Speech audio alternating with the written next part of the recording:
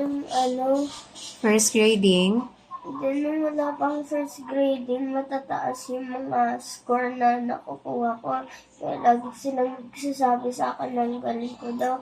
Pero nung malapit na yung mag-first grading, medyo bumaba na yung grade ko sa science at saka sa English ata nun.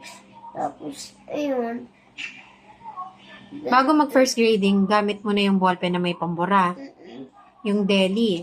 O, tapos, Tapos, doon nagsimula yung inaano nila ako na nag-cheat.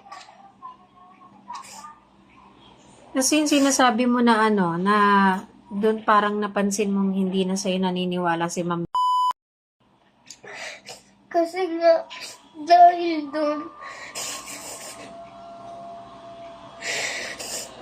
tas ang sabi ni Ma'am, kakausapin daw ako tsaka sila ng time na yun. Pero pinalagpas yun ni Ma'am. Bari hindi kayo nakausap. Nung time na yun, lumapit ako kay Ma'am noon. Sabi ko, Ma'am, hindi ba kakausapin niyo pa po kami? Sabi ni Ma'am na noon, huwag na, okay na lahat. Dapat daw magkabatikti na lang kami. Hindi ako pumayag kasi ganun na.